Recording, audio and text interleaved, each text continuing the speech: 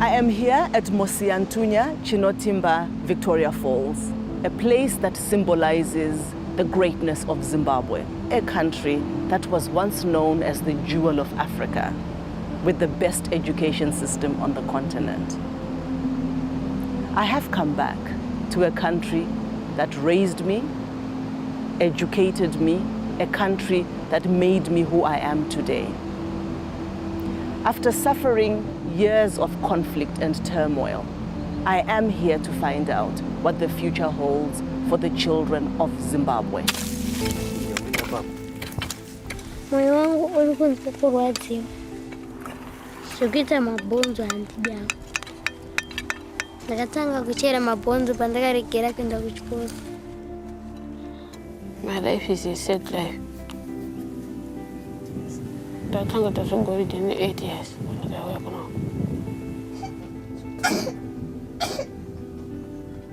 Ndokurwara nemtsipa plus dzangu adzinzwe. Notya ndogona kuti mama angu agona kusara wega neni ndikufa.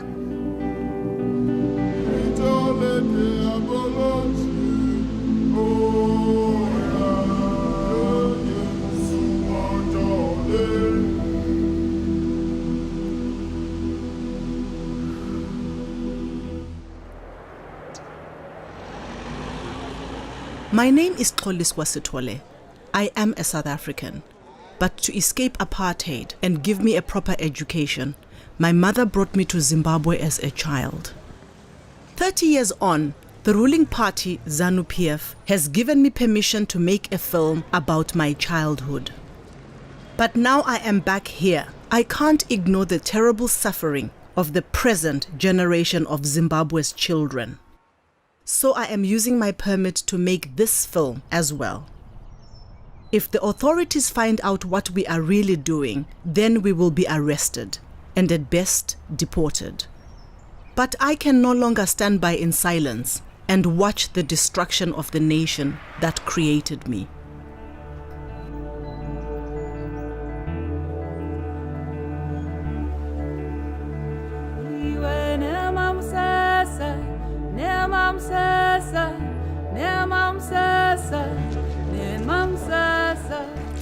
In a northern suburb of the capital, Harare, Grace lives with her sister Michelle and her father Joseph. When I was their age, education was everything. But life is so much harder for these girls.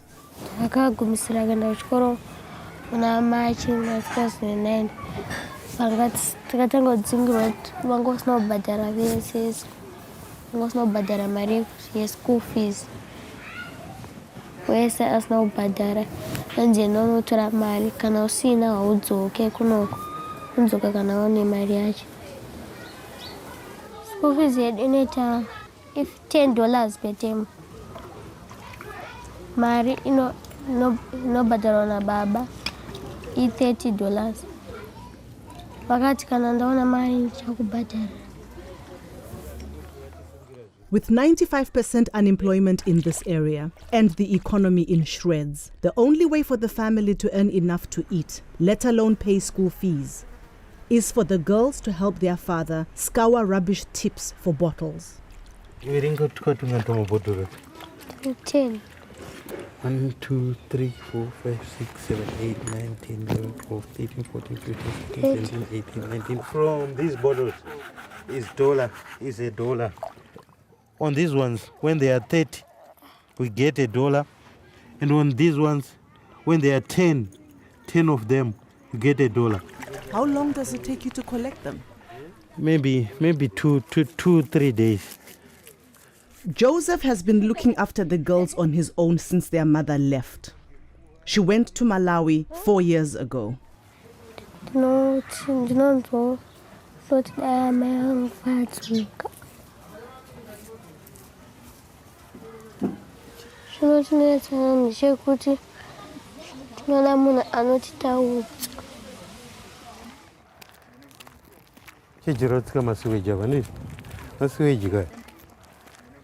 Pere maswe. Hyperinflation in Zimbabwe reached 231 million% in 2008, forcing the government to abandon the Zimbabwean dollar in April last year.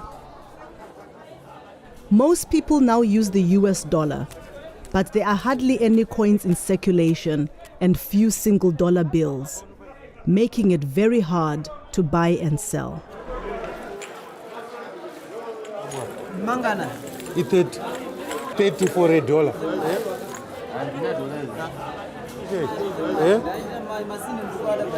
Aiwa, unobudisa mari kamati.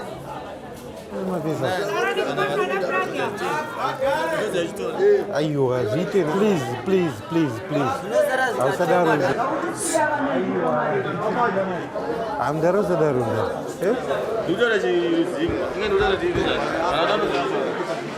Bona hapana mari apa. Sitakuenda usadarunda. Let's go. With such a shortage of dollars, people also use South African rands. Grace and her family will be able to eat tonight because they've found someone with rands willing to buy their containers. 1, 2, 3, 4, 5, 6, 7, 8, 9, 19, 18, 19, 20. 24, 5 rand. 5 rand, around 40 pence, will buy the family just enough vegetables for one meal.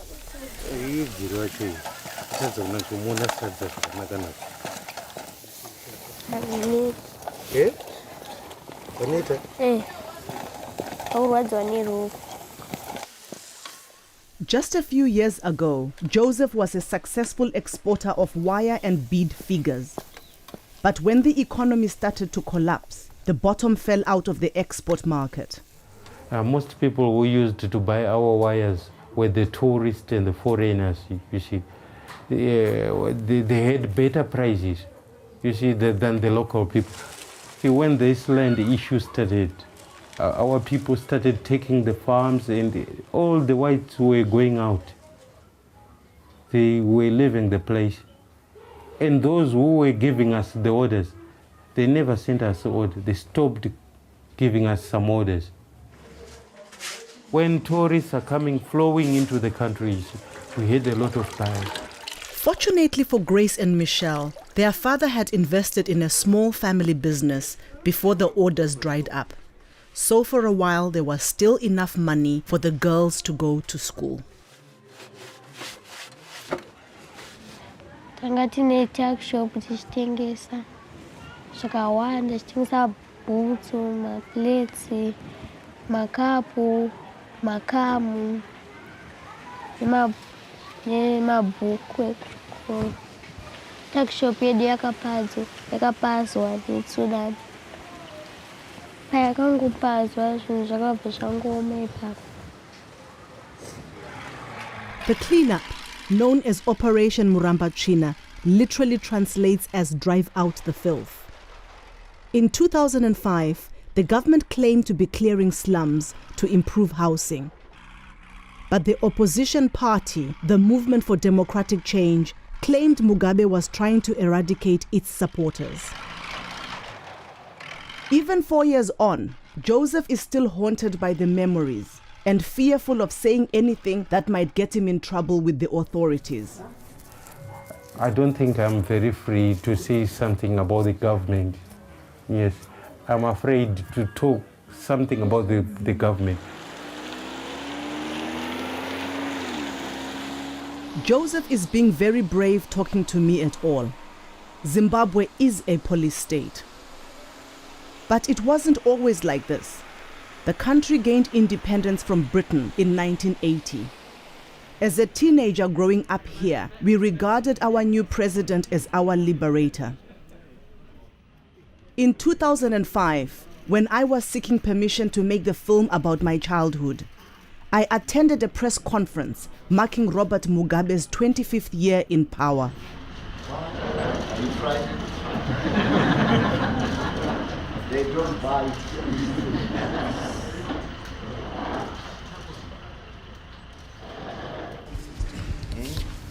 What is the story? Yeah. Makadie. But tiripo makadiwo zve. Zvangu makorokoto. Ndedu tese. No, it's just. I just wanted to say hello. She wants to say hello to Oh, I thought you wanted some Asi nhasi ndiri kungoti zvangu makorokoto zvako. Okay, bye. Thanks a lot. Ndakafundiswa nezano ndakakura kunoku ndakaenda kuchikoro kunoku ndakaenda kuchikoro naye kuuniversity. Ndakaenda kuedza kurusunzwe nguva yehondo ndikaenda kuchitsere kumbare kwesoko. I'm Edson Sitwale's niece. Oh, I see. Yeah, the late Edson Sitwale. Oh, I see. Yeah, so I'm doing a documentary called Return to Zimbabwe. Okay. Celebrating a country that created who I am. Yeah. Going back to a country which gave me refuge, a home. Yes. And exploring many other things. That's good. You are doing some good work for us. Okay. And I would love to still talk with you. Sure. Why not? Okay, I great. didn't know. No, all the best. Thanks a lot. No, all the best. Thanks a lot. We are very happy. Thank you very much, sir. Less than 2 months later, Operation Drive Out the Filth began. My feelings about the film that I wanted to make changed irrevocably.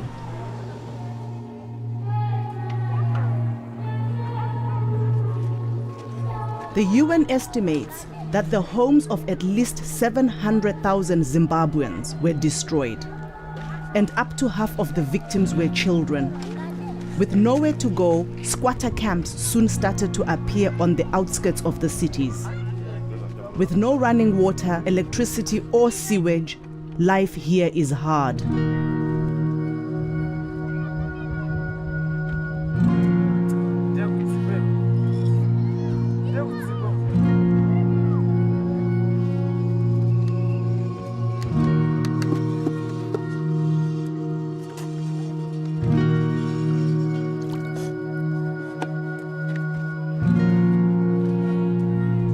Esther lives with her mother and baby sister Tino in what is barely more than a tent.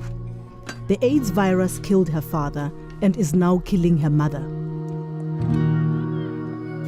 Esther is also HIV positive, but with her mother's health failing, Esther is now the main carer in the family. Esther, anturi kuzoti mwana haasi kudya. Oisa kapoto kadiki diki. Ombikira porridge. Toita kumumwisa kuti atombowane simba nekuti akasadya awane simba.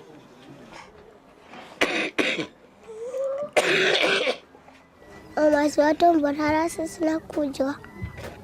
Ndokurwara nemutsipa plus nzeve dzangu hadzinzwi. Ndinotya ndogona kuti mama angu agona kusara wega neni ndikufa. Kuti mama angu agona kusara wega naTino.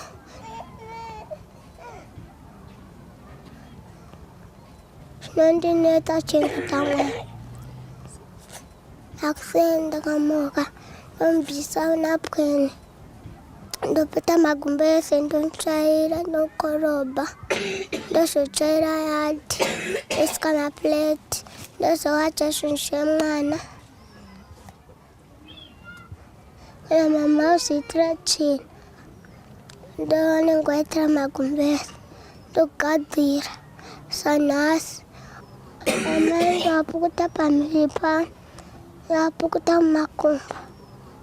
Dzinorasa bhaketi rinenge rine tsvina. Tsvina inondinhuhwira. 1 in 7 adults in Zimbabwe has HIV. Life expectancy here has dropped by more than 20 years since I was a girl. It's now one of the lowest in the world. Zvakaoma mwana mudiki akadai kuita basa rakaoma. Harisi basa rinoitwa nemwana mudiki akaita sewe mwana wangu. Zvichanaka hazvo, Mwari dai andikomborera ndapora. Ndakuchengetaiwo sezvamuri kundiita.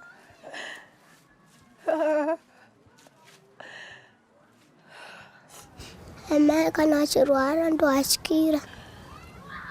ndanzwa kurwadziwa nekuti moyo wangu unenge wauda kuchema nachichema musodzi wangu unongozara maziso ngonyarara kuti wangona kufa tigosara tega kasi ndakatara kuti akangofa topinda tese mkuwa.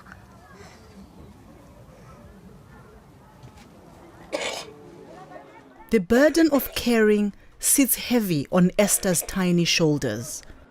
So I'm surprised to learn that she has a teenage sister. Yvette is 16, but abandoned the family for a life on the streets.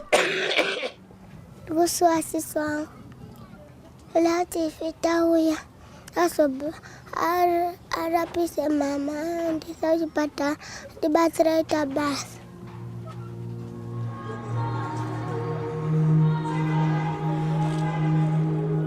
I want to talk to some of the children who live on the streets of Harare, but we have to be very careful filming the city. I have permission only to make a film about my childhood, and we will be in trouble if we are caught doing anything more.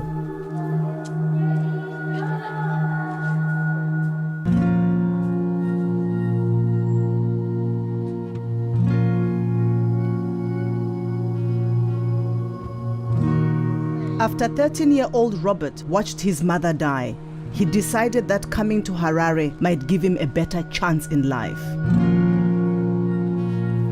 Twatams asibe wasibu kumakaleso wadesa makad box abanike bayinechi tabatini machira futhi batapita machira edo batafuga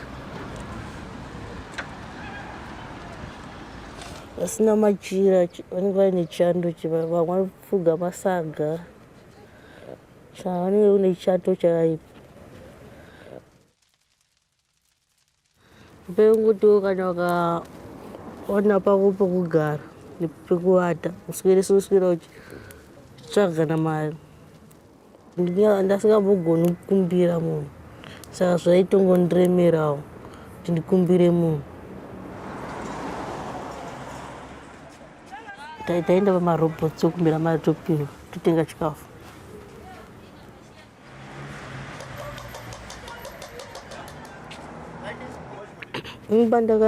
Ndakangwari ndichaona munhu achandibatsira.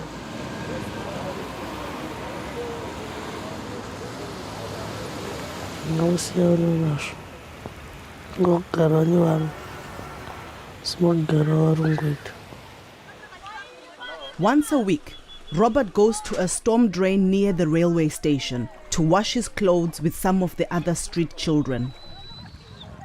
Mapurisa ndingwamwe mubatwa muborowa ndikaona ari kure ndobva ndangowatiza pamwe dzimwe nguva tombo tetakageza dzimwe nguva mombosiyiwa vanongokusiyayo. I was shocked when another street child, 12-year-old Morgan, alleged that some police use street children as unpaid labor. Anenge achingonakidzwa zvavo nyange kukanzi kune kuda kukohwewa kupurazi remapurisa vanongoti tora vanotikohwesa patisingadyi tongodya ka 1 per day mazuva ese unoita wiki tiri kuchingodya ka 1 per day. Vanoti chibage kana chapera vanoti tichienda vanotibvisa nemota yavo nemarori avo kubva vabva nesiko. Medzenguva vanotendesa kucentral obva vatanga vada kutipa chikafu obva vatanga kutirova nyangwe nepuranga nyangwe nechii vachingotirova.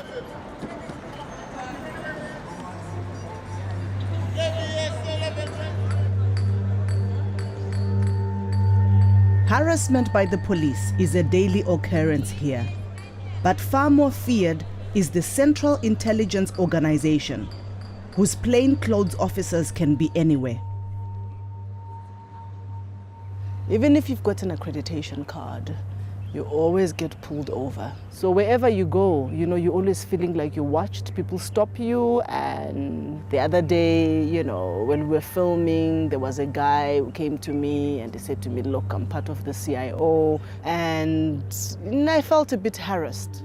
If you are cleared, that's okay, but if you are not cleared, then we really have problems. I really know our content. To say something bad about Zimbabwe. Sure. It's not portray real image. They are not satisfied with you just giving them the accreditation card. They want to get into the reasons why, where is the film going to be shown, what are the purposes. Hello. You have to tell us how are you doing this? Like Okay. what I'm saying to say. Yeah. Remember the street kids, Yeah, because I'm making a film.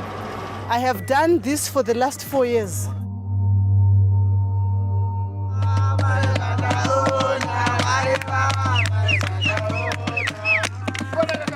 With more and more children turning to the streets, the truth cannot be suppressed forever, especially as a new generation of Zimbabwe's children is now being born on the streets. Ndakakwanisa 17. Mwana ndakamzvara mustreet. Ndakakwanisa 2 years ndiri mustreet. Mwana anonzi Chantel. Ane 2 months mwana.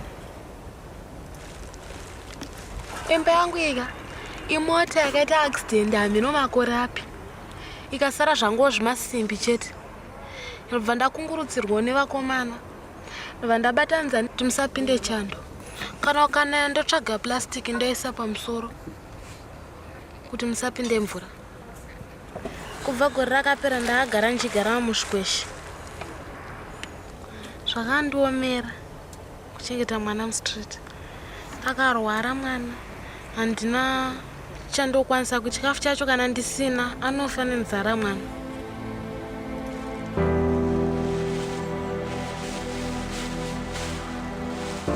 When I was in my 20s, there were hardly any street children in Harare. This country was the pride of Africa. But in less than a generation, it has changed beyond all recognition. 1 in 12 children here now die before their 5th birthday.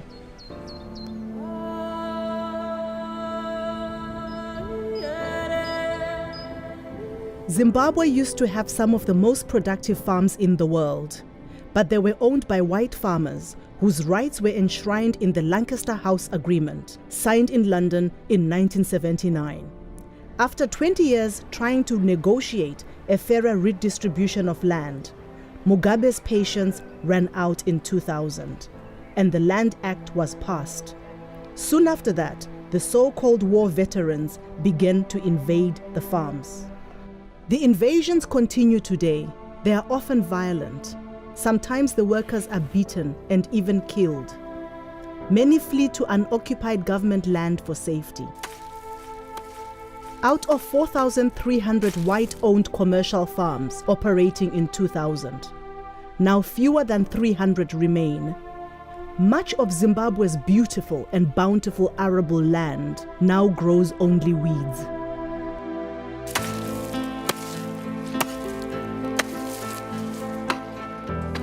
Orbit is an orphan. Like so many children in Zimbabwe, he lost his parents to AIDS. He lives with his grandmother, who used to have a secure job on a white-owned farm. Abereka wangu akafa in 2005. Ndofunga bereka mbona ndita safu chambofunga maningi.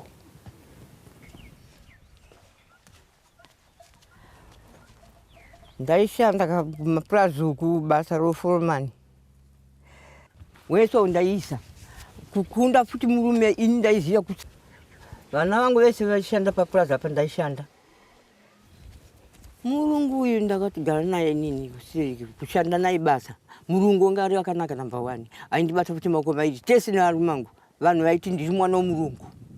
Asi vakazotandaniswa. Bisiwa na akara maurovheti. tende takabuda kupanda varungu vakaenda vachena. Orbit and his grandmother must now eke out a living from the land. Their only source of income is for Orbit to pan for gold. But this is strictly illegal as the government controls all mineral rights.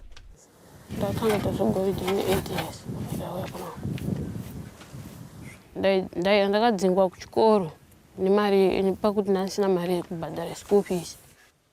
Ndauya kuno Goridhe ndashanda naJona.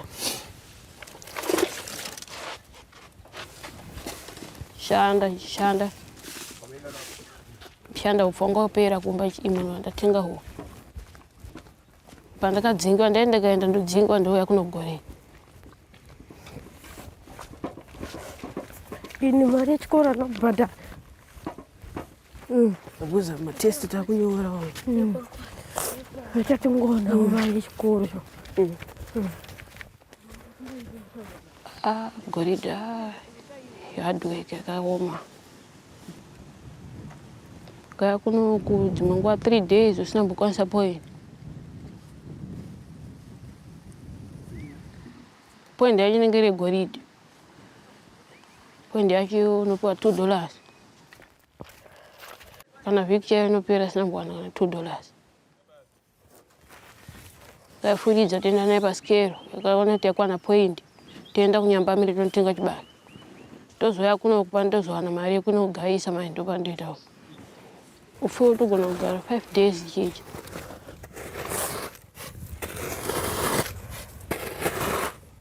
Mas days akawanda ndoanza kushandirawo. Wozi kumba kuno kusinawo.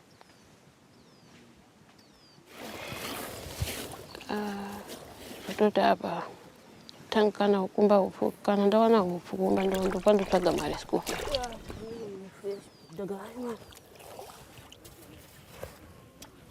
Hapana zvokuti rugare rokuti wabeti ndiye wararamisa inini kakati mzee kaenda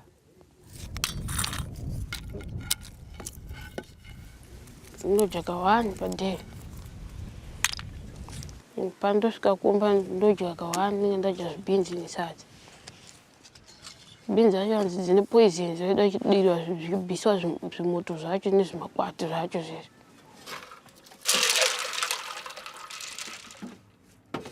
Wakagumisisa kudya nyama rini?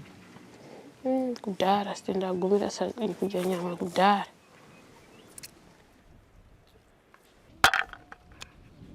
Mazuva amwe ndomborara ndisina kudya. Ndongoti hapana zvokuita chikafu chari pane pasina. Vamwe vangu nongonzwa kuradzikana to vamwe asi kutambura ini ndichitambura.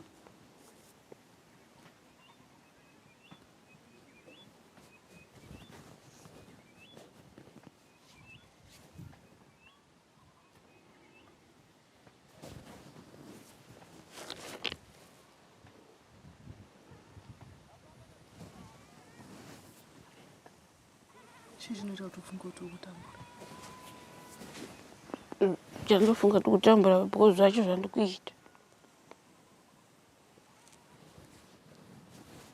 Vamwe vanenge vachitamba ndiri Goridhe.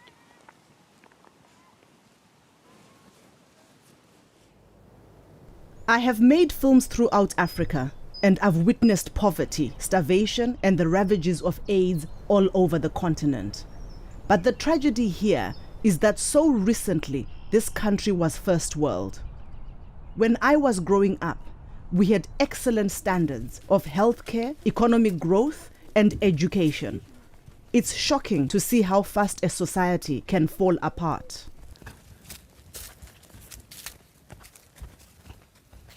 Intereso. Ore hapo. Ore ba? Hapo. Kuna shikiko. Ndipo. Ana urimba. Ausukona. Ndoko uri.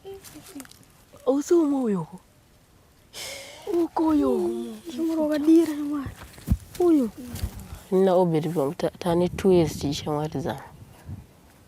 Na obedi na Jona tinerera tesi tongotamburawo sinerera.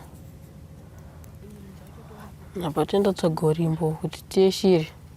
Tinoenda kumakomo tikaona urimbo uri mumuti tokwira totanga kuita sekukusha urimbo uchidonha pasi, vamwe vachiita vachinhonga chidonha pachinhonga, mumwe ari mumuti achiita achiriga urimbo.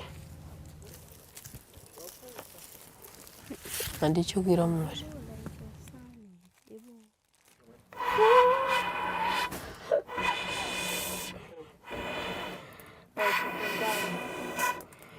Samvura mchani pe. Ekwana chamara usimuriwo kubika. Iyo ndo tumuone kwacha kayo. Ubiti munhu akanaka anofunga musha. Tumwe tacho tikuda kupwanyika. Jona chama. Kuita siku.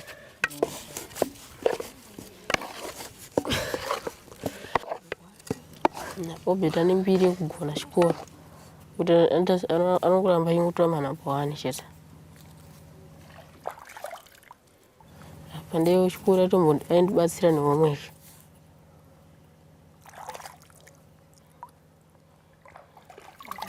Jona nero fast go. Rushote kumba kanditangira basi ndinda katanga. Uno kwana matemu ngani. Korera yanga yakapisa mudunhu rino korera. Toto vamwe akatofa nekorera. Ndombofunga kuti ambi vangu akafa hapana zvakuita, hapana kwandoenda. Manje tinoita sei muriwo nako manje? Titora nenzara. Apa dautoenda kushiri. Muzvinetsa kungoenda kushiri musingabati. Nefa nenzara mukati musingabati. Manje tiri kuramba katetsa sei nzara tinofa kazvedu nenzara. Tinongodya dhaga. Dhaga panoti inobata shiri. Kwaunakudya vaya sakadya dhaga uchadoro pachuru. Ana kufa. Saka mudoti ife ukambura kuti chidya. Kuti ngaite sei? Imi muneje na ndije dhaga. Aini ndinodya. Sasa daenda kushiri. Mukabata kamwe chete matikabata shiri. Ni kutobata. Batai uzini batai.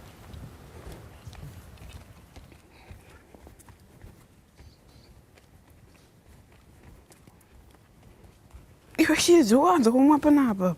Simbi kuno dzako ese ndikuona kuno. Isusu mutakamboita isu 4 days.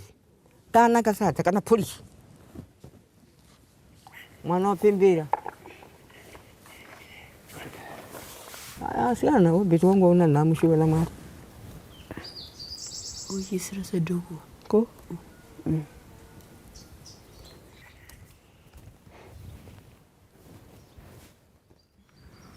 Asatwa nyoguru anezi, chiri nywano, chiri shibomwa.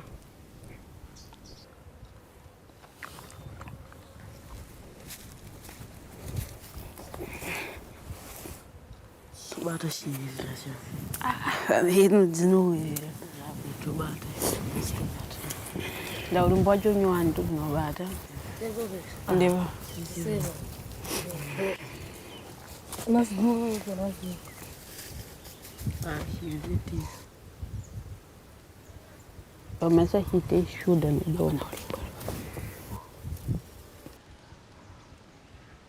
Ndikutsika. Katombotsika pasi. Nzira yakadikidike kaya. Tadzoka. Tataenda. Katsika. Pasi.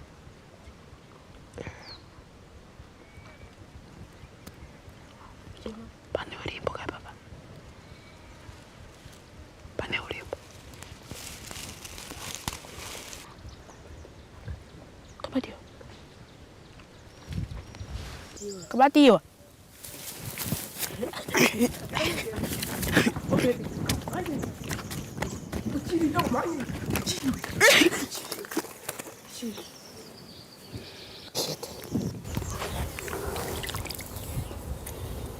Ni Jason.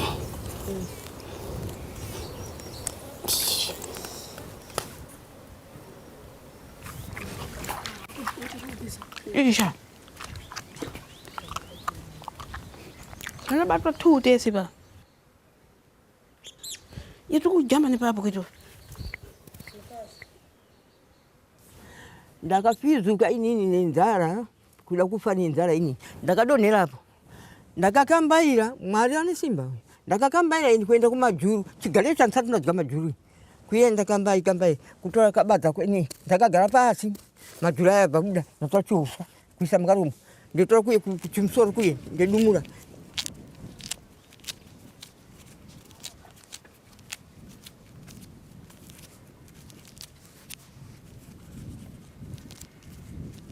inzara iyi yapedza vanhu nzara chaiyo akona kuti ati korera ikorera zvaine asi kusaiti inzara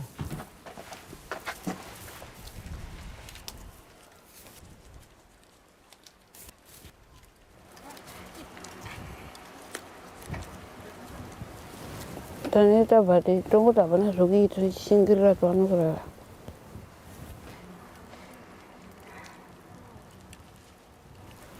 Zot tikari kutoa chikafu tufanye nzara.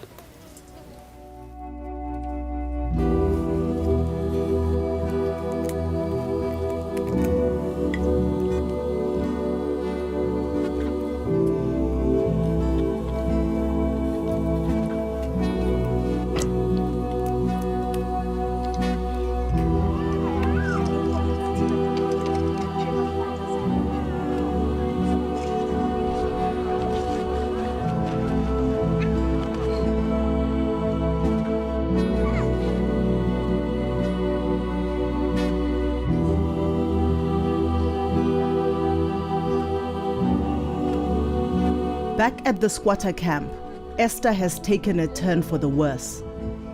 The little food they had the last time we were here has run out.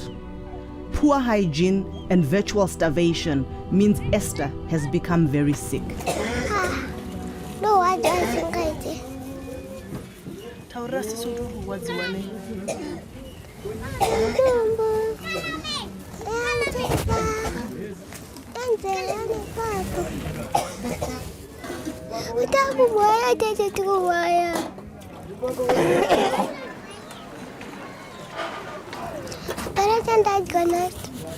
Hauna nzara? Nzara. Saka uchanjike? Hapana. Ninganangana tuwaja. Natacheba.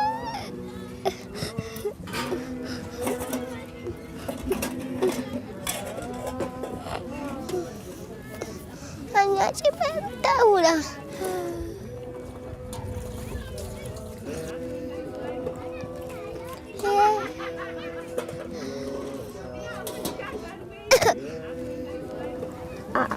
Vakangotanga kuri kuchayeko apa sasongoita wese angoti mama ndoda akati ndiri kurutsa ubva achaya nekurutsa nekuchaya zvese kana dai kuchipatara kwacho akaenda mari yacho yekunotenga mushonga handina ambe ndataura nemwe mukadzi weapo akati pane zvandoda kutoita anyarara zvawo. Even if her mother did have money for medicines, there are hardly any hospitals left functioning in Zimbabwe. In my youth, the healthcare was the envy of Africa. But today, there are more children living with AIDS per capita than any other country in the world. Apa ndakasimba zvazvakandinakira.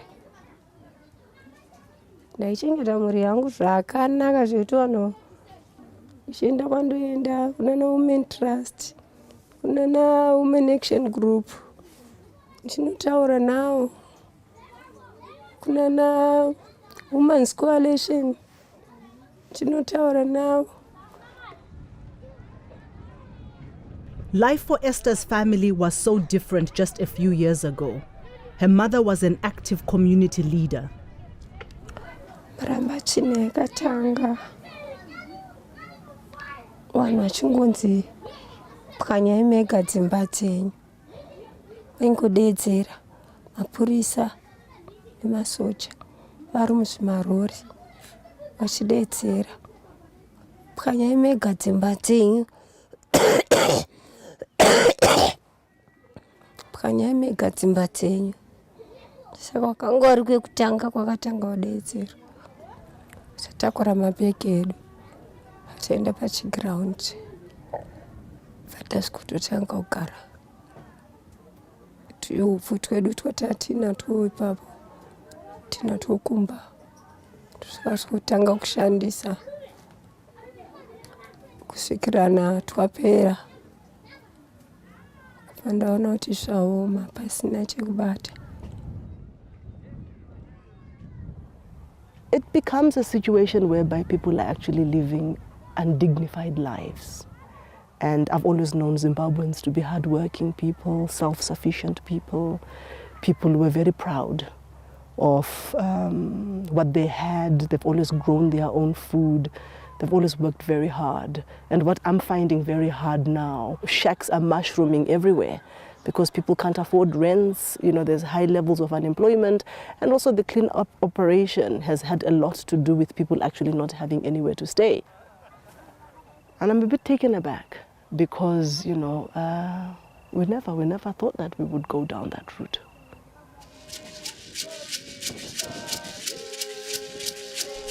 When we were with the street children, I had asked if anyone knew Esther's teenage sister, Yvette. We had no luck finding her on the streets. But this time, whilst filming with the family, a church group arrived from the city.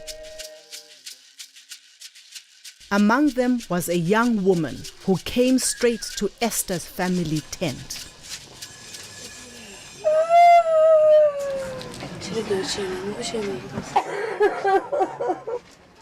Mama. Mama gani? Saka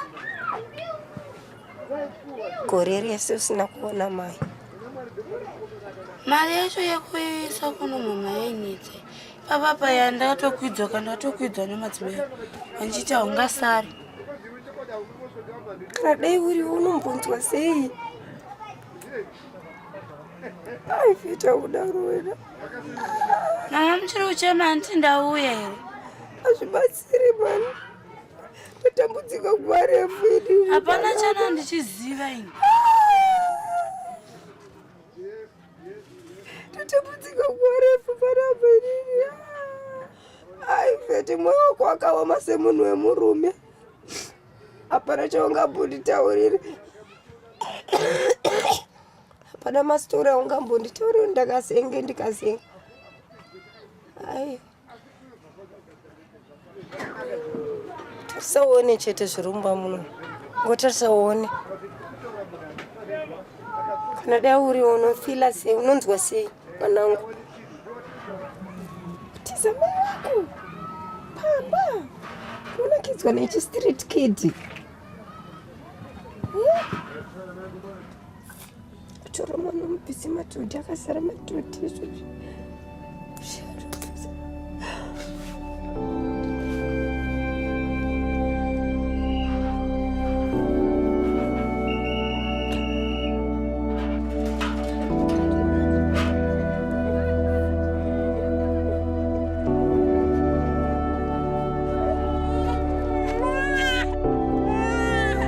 Yvette told me why she had left her mother and sisters 12 months ago. Tutanga tegara umbari background chigare papo saka mapasikana vendotoona chinokumbira mari mamovha handiti ndienda ndaenda kutoni kweko ndaenda nchidzoka ndichienda nchidzoka saka vasikana vakati nepo vakatawo havachadzoka ndarekera kudzoka papo.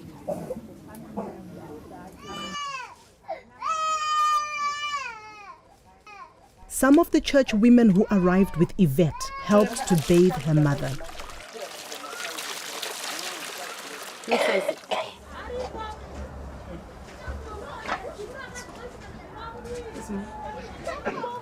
mama anogara achirwara.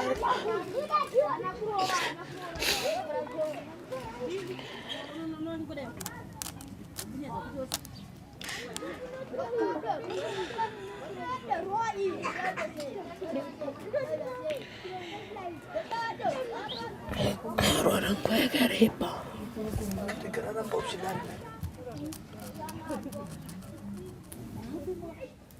Ndinotosvika kuti ndogona kuuya ndichiona mama afa. Ndinotya HIV. Boyfriend yangu ine 21 years. Mungu anenge asina kuenda makondomu. Chirwere chacho chinotyisa hachirapike. Unenge wakutodawo munhu anenge achikuitira care, achikuchengeta. Saka unozwi mwana kufa. Iwe unenge uchitofanira kutochengetawo munhu.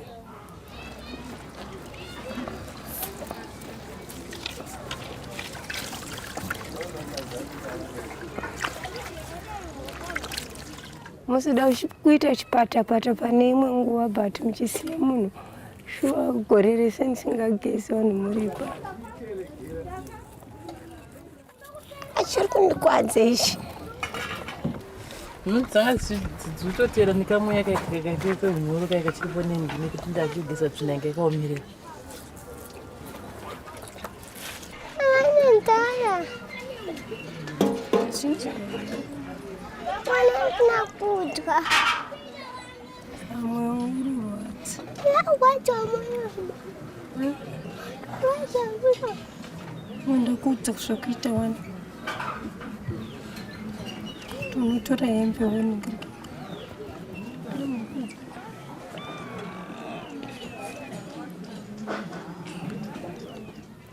Ndichagara kusvika vatosimba vatorikavha.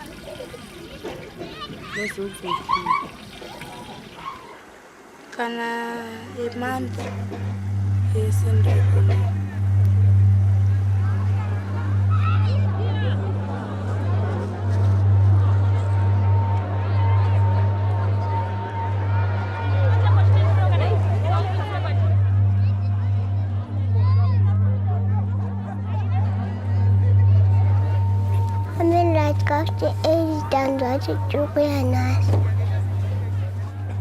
Ngokuti dai pasina we8. Ini nemhuri yangu tatichifa.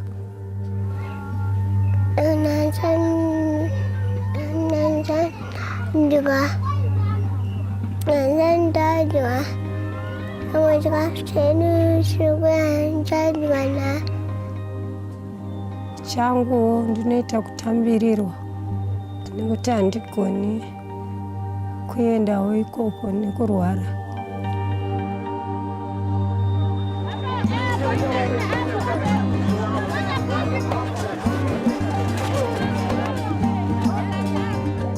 Up until the year 2000, Zimbabwe boasted some of the most productive farms in Africa.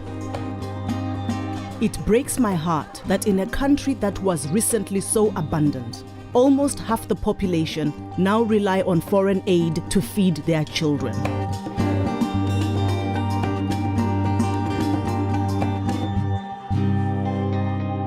Esther's uncle has come with the family's aid ration, but his arrival doesn't bring the same joy as seeing Yvette. Izvozvi tagara tisikwirirana pana. Vanotomboda kundirova. Kana ndikachiwo madii kudai vanobva vatonditarafu. Tofunga story zhinji makainzwa kubva kuna Esther.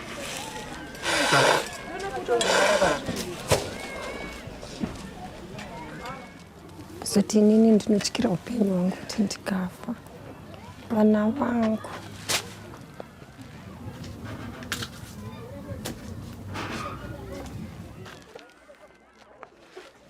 Saka kuti nditarise kuti vangakwanisa kuchengeta Esther nemwana wangu.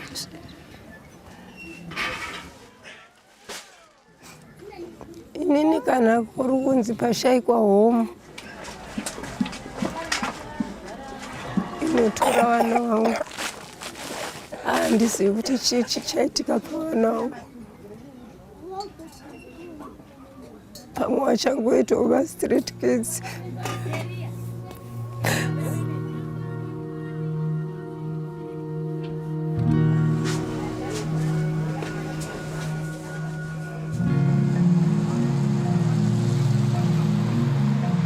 Malnutrition and lack of clean water is killing more and more people in Zimbabwe. Over 4,000 people died during the recent cholera epidemic. And with consistent water cuts throughout the country, there are fears it could strike again.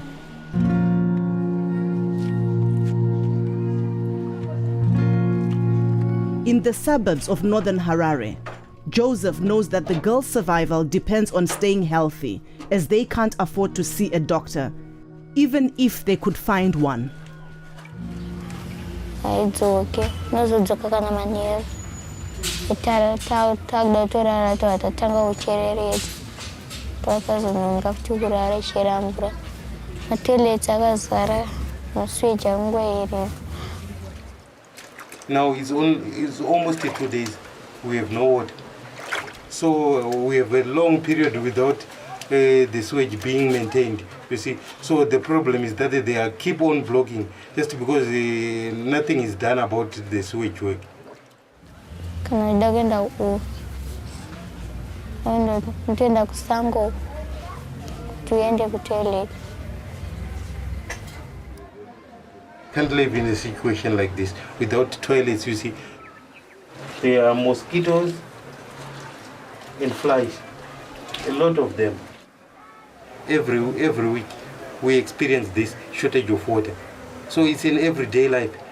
We have been suffering with this sewage work and water works almost for 3 to 4 years. What I've seen is shocking. I mean, I never in my life imagined that I would actually see open sewage systems in this country. I never in my life imagined that actually people at some point would never be able to flush their toilets for 2 years and actually having to resort to going to the bush to relieve themselves.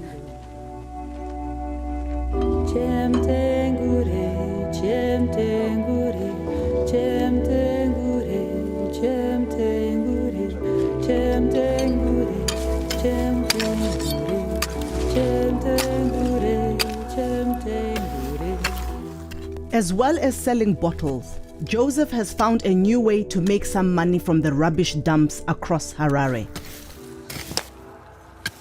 Saka ndakukudzidzisewo futi kuchera mabhonzo aya kuitira kuti kana manetseka unoziva kuti torarama sei. Andirika saka amufe makatambudzika muupenyu.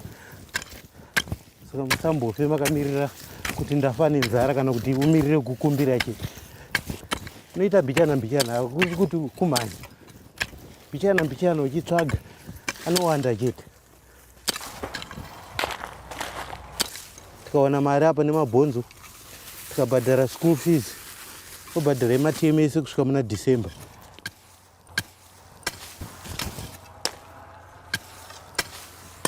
Basa randikuita rakaoma.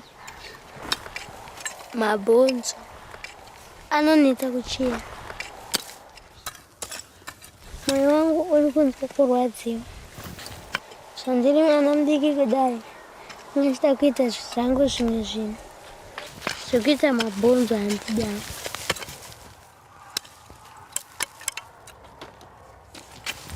Pane bhonzo iri? Nambori nhonga rimwe panga achichera. Regera kana chiri zvimwe. Ndikutoita itori child abuse andimona. Ndikuvatsenzesa basa ravasikafanirwa kusenza. Saka zvinotondirwadza. Anoiswa mune zvinhu zviri dheti.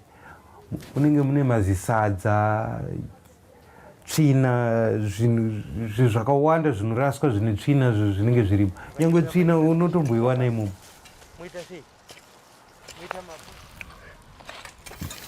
Zvinorwadza zvekuchera. Kutamba nhamo.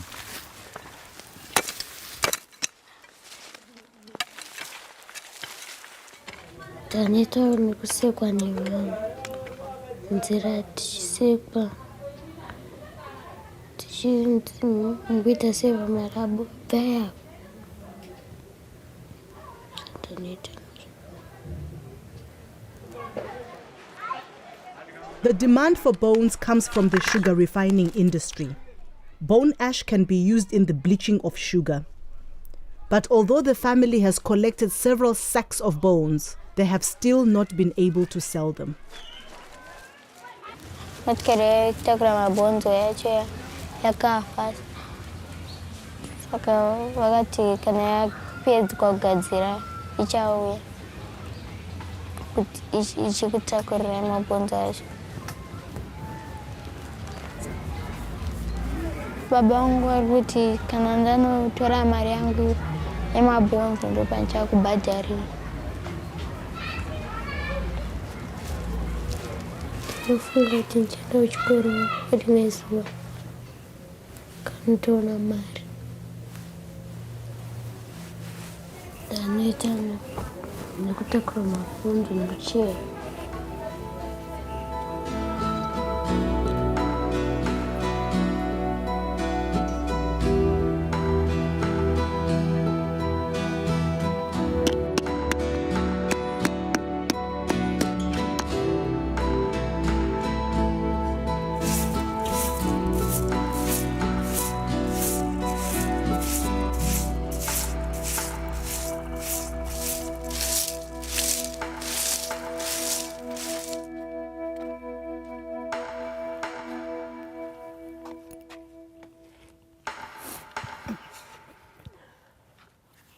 Beti, kwa mangwana pa chikoro chikuvuliwa. School fees tinoita sei mwanangu? Tungaenda Goridi tikashaiwa taishaiwa. Zvemvura zvineshuva pamwe muneshaya. Kana kaenda kuti futeke hazvina basa rese unoturaya.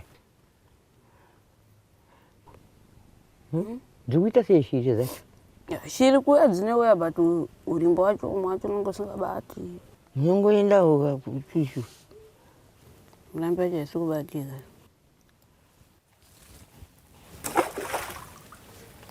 Apana sitibatiri baba. Upesi mari chikuru chivana kupa. Matete kuya kugoridza. Natera kugoridza. Shaiza.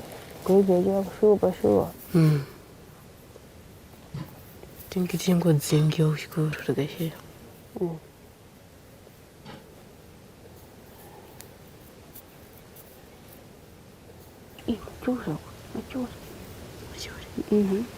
Nasi ndikuona fana kuti tobata kana kudzokera tisina mana.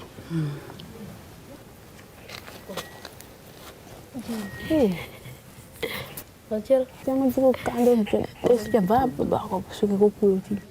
Abuba Ivanzi. Bata buba. Iya. Machure. Apana papa kama.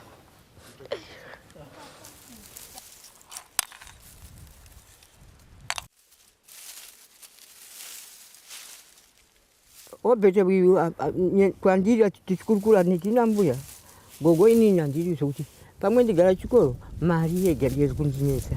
Ini chikoro gogo ndida kuti ndidzidze sereki. Kuti ndidzidze zvangu inini. Ndidzidze zvokuti yaone futi. Kukunda baba wangu inini. Baba wangu mamutakapo ndida kuadzvanyirira ndichienda kucollege futi kunodzidza futi. Amboionawo kuti waonewo goridhe kana kuti aende aione irikutadzika arume akuru neivo vakara vangaiwane vachere pano aona hapanayi vachere pano aona hapanayi vachere pano aona hapanayi. Mwana wangu akapedza kupedza chikoro ndaya school fees moyo wangu unogumbuka sei ndakurarama kwemazuva ano kana mwana kuda basa kuti ashande kuningirikina kuziya chikoro mwana ndoda kudzidza. Ona imi mukutaura chirungu apa kuziva ruzivo renyu abereki enyu akakushupikira iso stereki kuziva ona chirungu muneziva chii muneziva zvese muneziva handidya ndiyeswera nawo kare Obeti ndizvo ndinoda kuti ndiitewo inini ndeshupika tinoenda tinavo tikabhafu kuenda nako tinako nditora kabhafu kangu kai basi handii school fees mwanangu. Kana mwanangu asina kupita chikolo, vana anezondora ndafa. Ndakafa zvangu pamuti akona kuti pamwe. Pamuti chaipo poninyingira fia.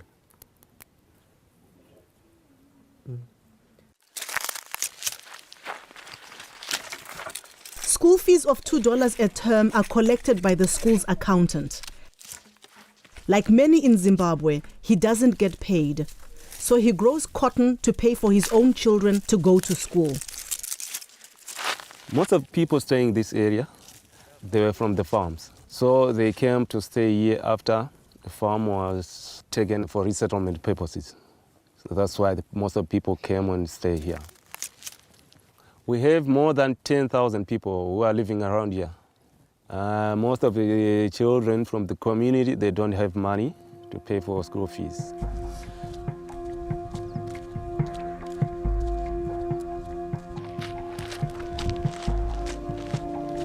It's the first day back at school.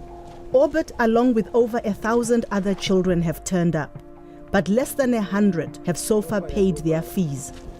For the moment, Orbit and the rest of the children who cannot pay just have to hope that they are allowed to stay and learn.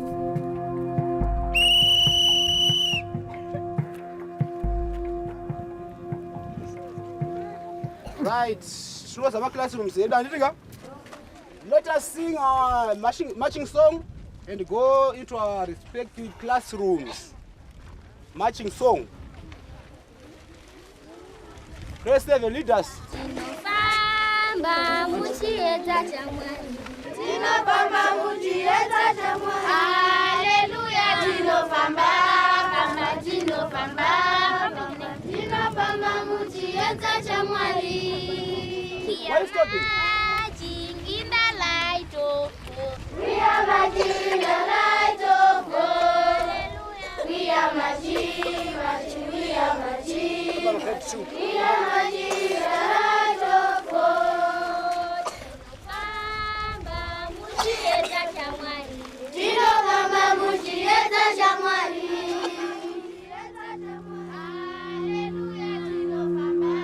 Chikoro chedu chinechi ndinoona kuti paripo patakambonyora vana nherera vakasvika kuma 350. Klasi yangu ine vana 63.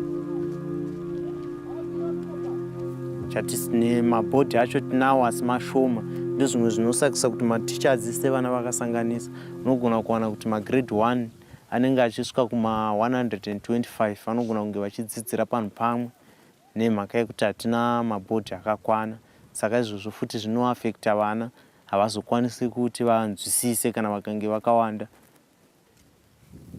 Obet mwana anogona chikoro asi kuti ane dambudziko muupenyu hwake. Akabatsirwa naticha ane chido, mwana unokwanisa kubudisa maresults akanaka. Yes, Obet, can you rub the boat?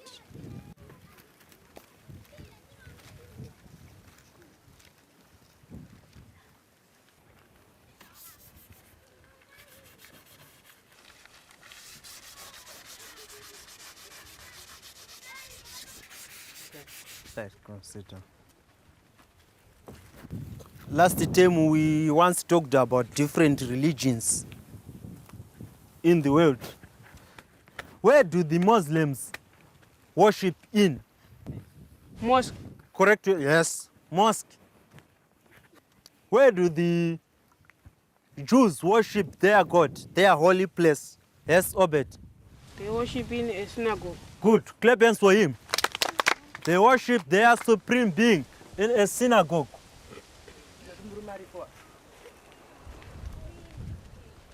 Good morning, sir. Good morning, class. Good morning. Kune mimesi hatina kubhadhira school fees, handiti?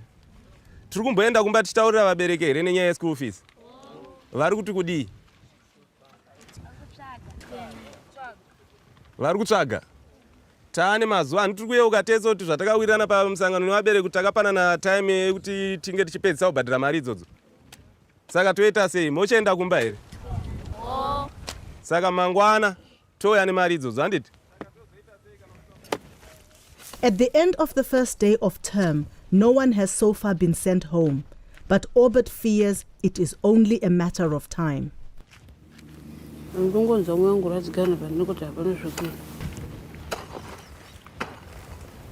Inisi mwana ndofunga kuti ana wechikoro arombo afani kudzingwa chikoro. Akuringira ndofunga kuti upenyu hwangu pamwe achazondibatsirawo ndozova munhu arinoniwa anowana mari chiwanotengawo mbacha chitengawo chikafu. When I went to school post-independence, Zimbabwe had the best education system in Africa, if not in the world. Mugabe invested in human resources, invested in educating people. Schools were resourced, education was a priority. There was no child who didn't go to school regardless of whether that child was poor or not.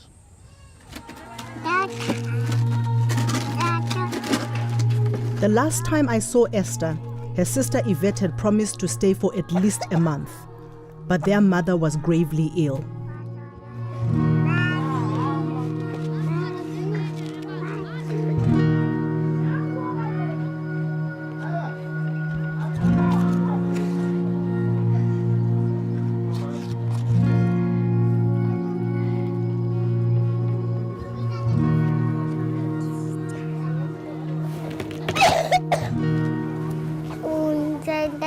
Plate pani dan baku tukur ndawuya wanade mama ji aram bakanyarara bakal jois kau ke dangwe kangot ajofa nanu cengda tinocet saya kata mama. Ini tahu cerita mama nanti no.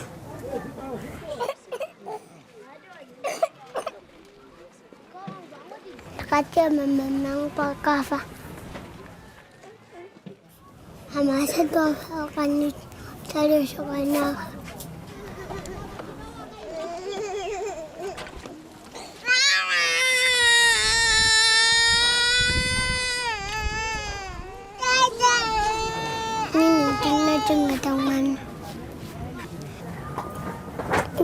Nggak mana sendiri dah sekolah, doanya foto dia kakuan, tu juga kakuan. Menalau sudah balik hati, kacung pulang pijan. Ada jago sih, bukan ini apa ini cakap yang sih.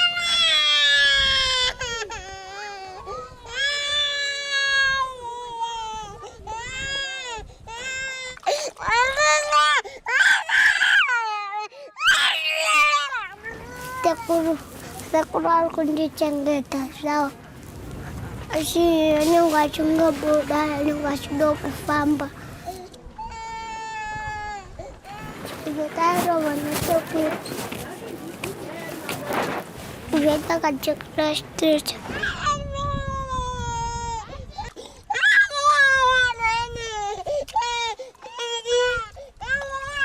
Tuhan cenggeta mana? Nalpan ini.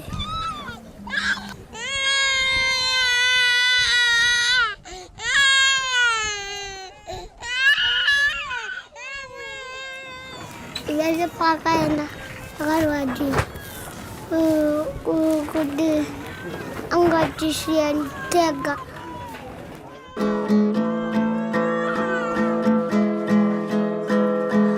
I managed to find Yvette at a feeding center for street children in the city.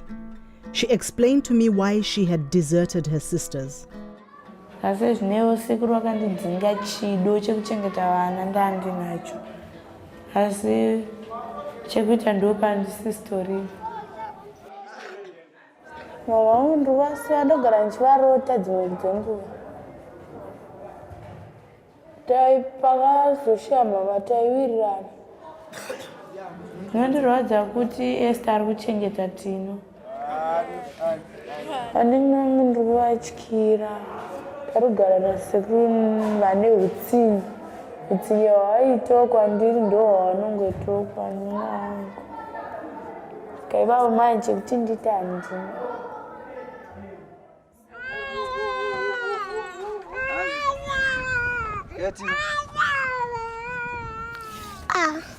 Ada cerita cerita ambojok, yang ada wajah. Ruswa memang, mama asal baca di jenggot, jenggot tahu sekolah.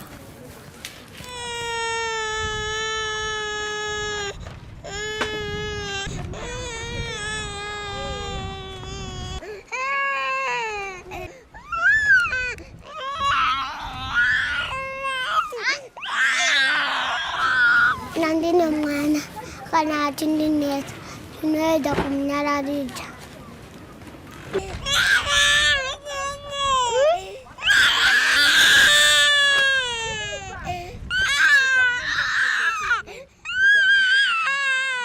Mana anaknya terus nanya ucap, nunggu mesti ya kada.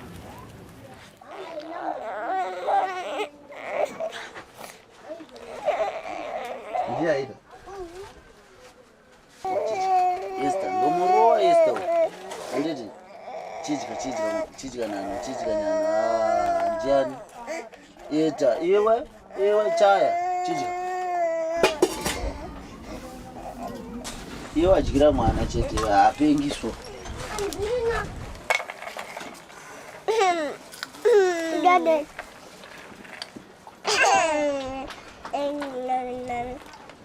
Tidak ada.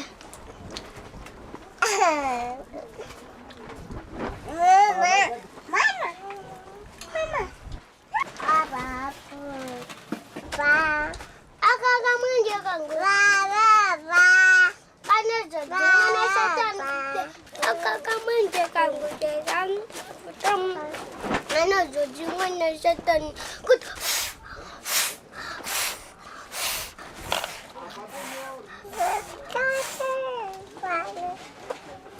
Tinalungwa chai.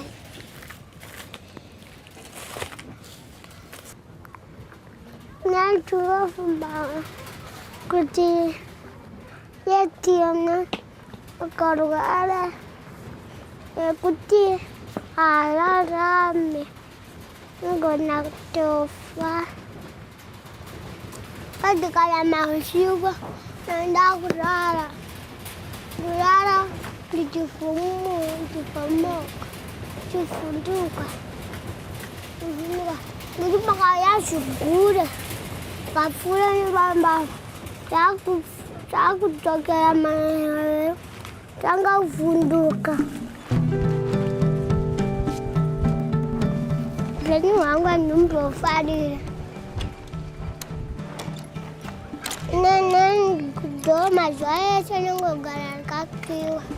Mereka mata sisi nak sirwa. Kau sudah sama. Tahu sepenya orang numpuk fadi.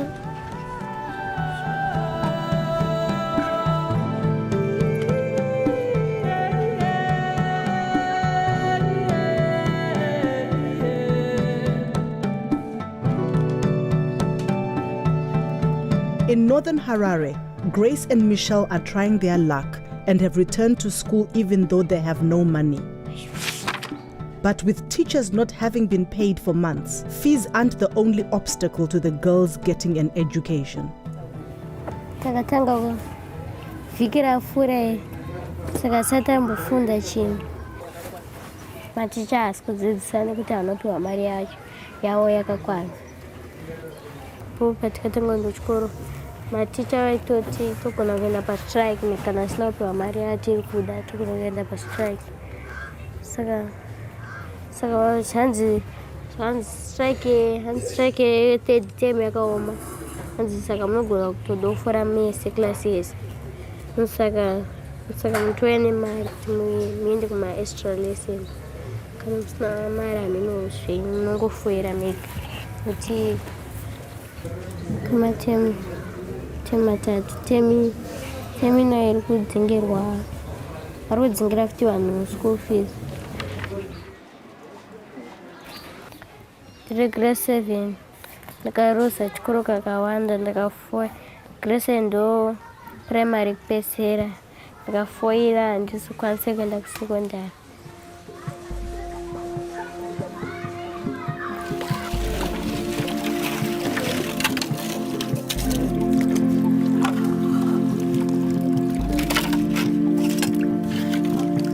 Wachikoro anenge achitidzinga achida kuda mari yeschool fees. Chandinyaso ndechekuti dai abereki angu aripo andibhadharira school fees, ndaisikambouya goridhe dai achingondibhadharira school fees. Headmaster achandidzinga mari yeschool fees achiri kushupa kuana. Toti headmaster kusidzira mangwana vanhu vakutodzingwa neyeschool fees.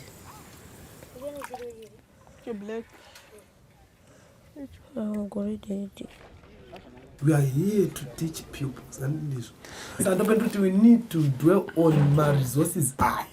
Tinge tini my amenities because we are talking of my major resources. We're going to stationery pana chokwa pana. Yeah, just we have 4 boxes. 4 boxes. Saka dzinombotonza how many days? Just 2 days. Zvinenge zvatiomei zvino.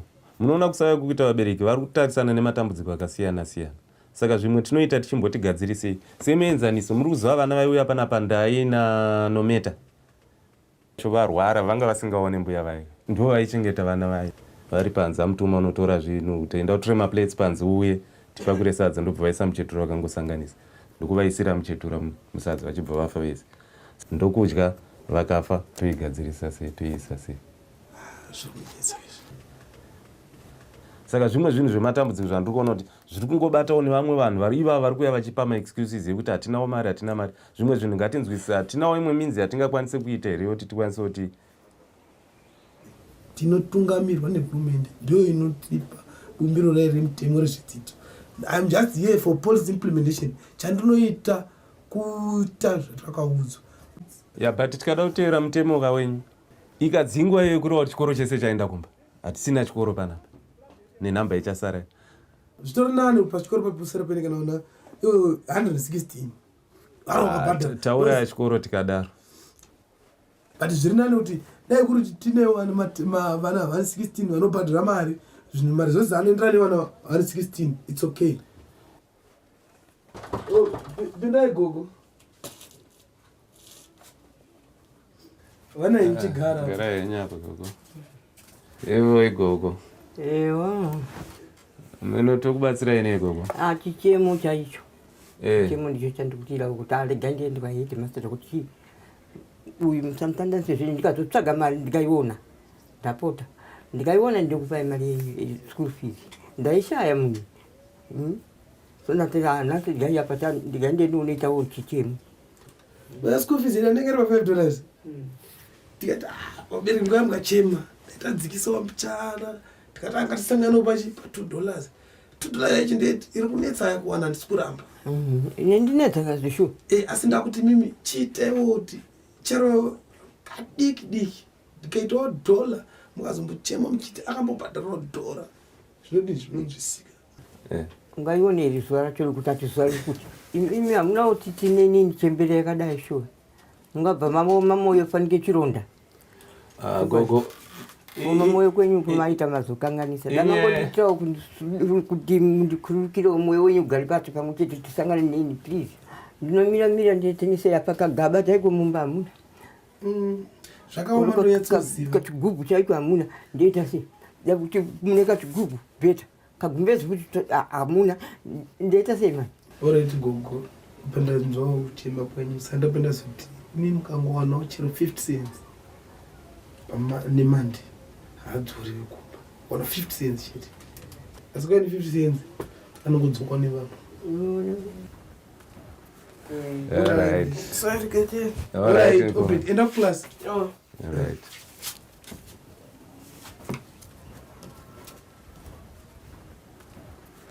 Ah, 50 cents ndikana mwena atidumye paka ndinoona hapana kuti ndinoone kugalira futi bana ndikuliza ndabodzi nekuti kana ndikata nzvimbo yangu dzimba mari yacho hapana kwandikwanisa kuiwana.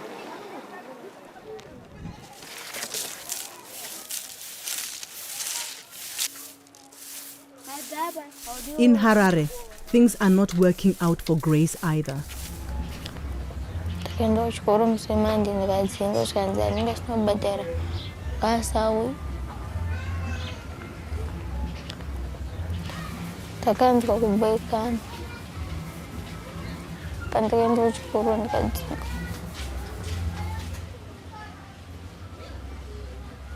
If things don't change, I see my daughters in shambles. I don't think they will have a better life. They will keep on struggling. Excluded from school, Grace has no choice but to return to the rubbish dumps to search for bones and attempt to earn her way back into school. And they did it.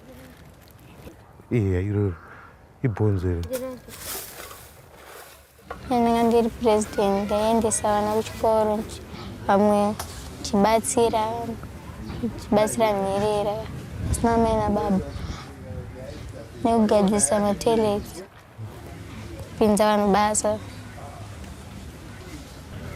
Ndanga ndiri president ndaigadzirisa zvinhu zvese.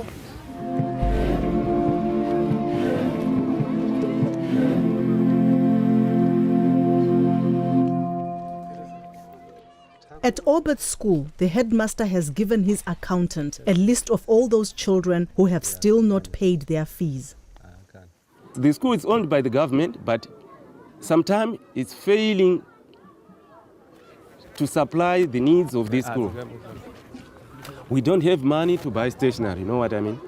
So if we let the children stay here, how can the teachers carry on their job? They had no chalks, no books. We have those things from the money they pay as a school fees. Today I've come here to send back the kids to tell their parents to give them money for the school fees. Since the term started, some of the kids paid school fees, but 3/4 of the kids haven't paid the school fees yet. It's not good, but that's how the situation is. There's nothing I can do. I have to send them back home to go and tell their parents to give them money for the school fees. Ngoti kurangu mangwana ndakagonda chikoro nokura pasina chaunongochisiya.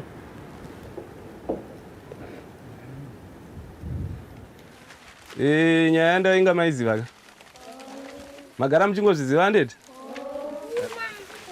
mirai apa pasina kubhadhara vaya mirai apa imdimu musina kubhadhara mari andeti ande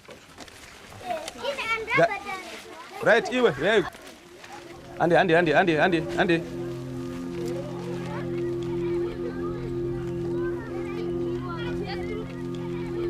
vamuka sei tamuka here ndawayambotaurawo nevana simuke mangwanani vana nyaya yangu maiziva ka ndei school fees handeti ka right kana usina kubhadhara buda timire kunzo dzurire vamwe mukova urugarirei padhowe wesu right ova masara nawo ka mangwanani vana ndamuka hangu hani mondiziva good nyaya yangu munoiziva ndei savasina kubhadhara vaisumukai tibude timire panze ngatisumukei tibude timire panze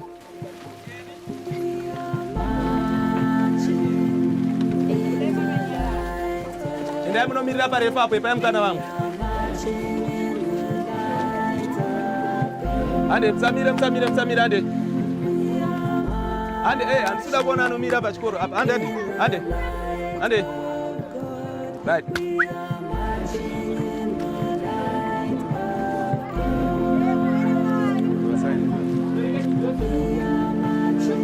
fambai, fambai.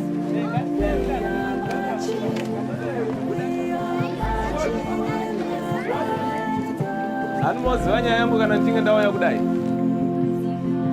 Vasina kubhadhara school fees, sumukai tiende timire apa.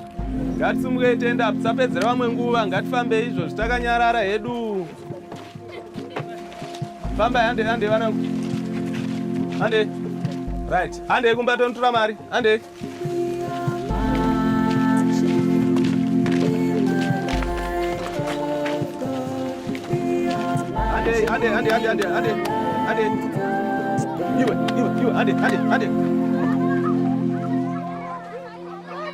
Out of 1,015 children on the register, 889 have been sent home, almost 90% of the school. Ande. I'm not feeling good about sending back the kids home because it pains me. Because these kids, when they go home, they have nothing to do. They start thinking of robbing people, doing other activities like panning, which is illegal. So there's no other any things they can do at home. So their future is not good. It does pain me when I see what's going on because it's about the loss of opportunity. I had opportunities in this country. I had the ability to dream because I was in an environment which allowed me to dream. I grew up in a country which has given me all of this, what I've become today. So why shouldn't thousands of other children have the same that I have had? When you ask a child what do you want to be and they have no clue because all they are thinking about is either feeding the grandmother or having to look for $2, even though, he has his dreams, but that child is so traumatized. When kids can't dream, then I think, we can pretty much say goodbye to everything. Maridang datang enda sekolah, ini nasihat dari enda aku ansan takut enda sekolah, sekolah wajah. Dasaran juga nanti.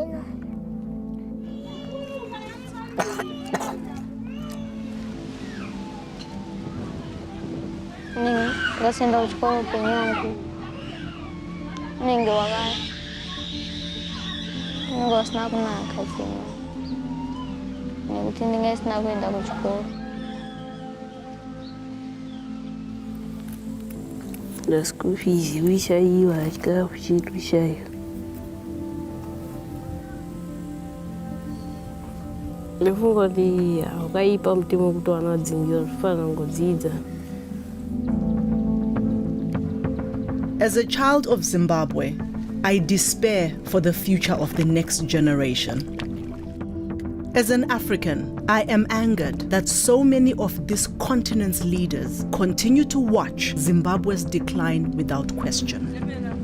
And as a citizen of the world, I hope that one day soon, when the current leadership releases its grip on this country, the rest of the world will be there to catch Zimbabwe's children as they fall.